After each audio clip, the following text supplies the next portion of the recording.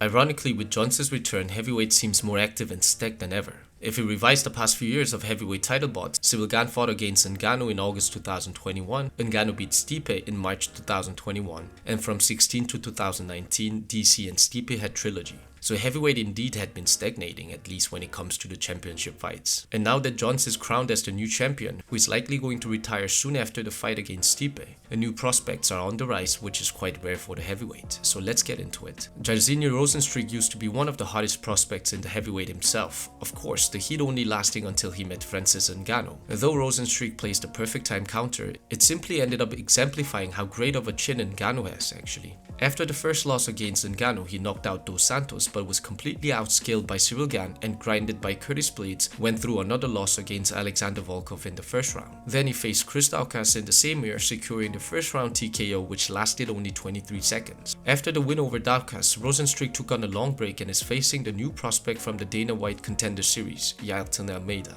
Jairzinho was formerly a kickboxer with a career of 85 fights, 76 wins and 64 knockouts. Yeah, 64 knockouts. The sheer number demonstrates how destructive his hands can be. Well, we can say he couldn't knock out Francis Ngannou, but honestly, I just don't think Ngannou's chin can be compared to any other regular human. But that aside, Jairzinho is a seasoned veteran, but I personally think his professional kickboxing career is slightly overrated. Yes, he was the champion of Wulin Fang Chinese promotion, but compared to Glory and other major kickboxing promotions, the level of competition is comparably low. And if you look at Jairzinho's losses in the UFC, they well demonstrate the difference in the skill set. The fight against Ciryl Gane, Jairzinho simply couldn't pace up and was outworked for 25 minutes straight. And against Alexander Volkov, the two stayed in a very close kickboxing range. Jairzinho struggled in landing his punches and eventually was forced to close the distance, recklessly swinging punches, allowing Volkov to land a clean right straight. Stylistically speaking, this fight favors Almeida greatly. While Rozenstruik is a typical Dutch kickboxer with an upright stance and heavy hands, Jailton is a lifelong submission artist. Almeida started to train jiu-jitsu at the age of 11, but what makes his style effective is his speed and shooting takedown from the distance and absolutely beautiful ability to scramble.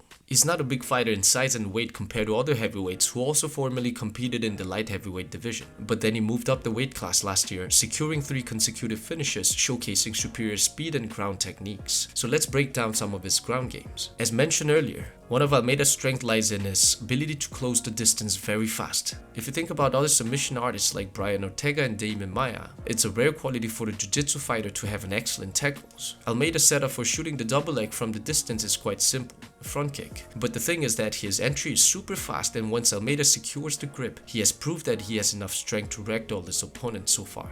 Shaman is a heavy fella, weighing over 250 pounds. And if he can perform the way he did against Rozenstruik in the cage side, I think he will prove himself to be one of the biggest dangers in the division. And over the speed, Almeida demonstrates recording over 70% of takedown accuracy, which is also very rare quality for a heavyweight. Once he went down on the ground, he rights Shamil's wrist, and when Shamil tries to recover the position, Almeida hooks his left leg behind while pushing Shamil with his upper body. Almeida pressures Shamil again with his head so he cannot lift his upper body and recover, securing the position. From the side, constant wrist right, effortlessly passing Shamil's guard and mounts on the top. Then Shamil bridges over to escape, but a beautiful transition to his back, hooking in both legs and rolling together.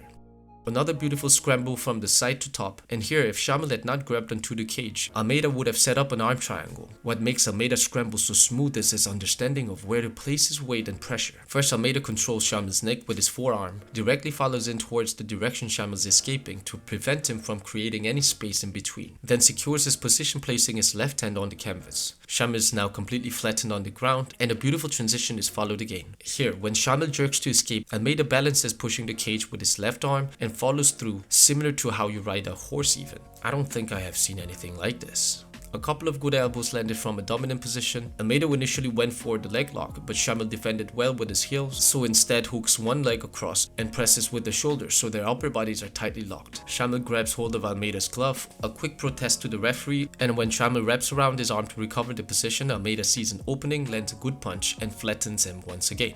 Another beautiful transition from north-to-north position to back, a flashing knee behind the thighs to put him on the ground, and this time flattens Shamil completely. Sham is an excellent wrestler from Dagestan, and seeing him being controlled pretty much throughout the fight in the most dominant positions clearly tells Almeida's ground game will impose a serious danger on the other contenders as well. The thing is that when it comes to the grappling game, it is less likely to expect a sudden improvement in the skill set unlike striking. Experience and the time span are the only key factors. For instance, after shooting the double leg, a Sambo master, Nasruddinov beautifully hip throws Almeida to reverse the position. One of the most important precautions you must take in MMA when you get flipped by a judo or a sambo techniques is that you should not let go of the grip. If not, you will allow the opponents to easily mount on top, ending up in an unfavoring position. If you look at Almeida, Almeida does not let go of the grip and immediately locks one of Nasruddinov's legs to avoid giving a dominant position. After a couple of minutes in a similar position, Nasruddinov attempts another throw, but this time, knowing what to expect, Almeida kicks Nasruddinov's left leg and trips him instead. This is a perfect demonstration of a masterful skill only acquired after lifelong experience of grappling. Overall, Yaltan Almeida is a seasoned grappler both in offensive and defensive technique. Almeida's scramble is great and transitions are absolutely smooth and creative on his back also. However, one thing to consider is that all 5 fights he had so far in UFC had been very dominant and therefore not much of his striking skills have been disclosed. From what I've seen so far, his kicks are a bit wobbly and was exposed to uppercut and counter knee in shooting the double leg, so it would be very much necessary for Almeida to endeavor in setting up his takedown to avoid doing Curtis blades. On the other hand, Rosenstreich gets rewarded a lot with his counters, especially his lead hand. This means he tends to land more precisely against the fighters who advance throwing combinations, and he makes it look so easy as well. Everything he lands is a haymaker.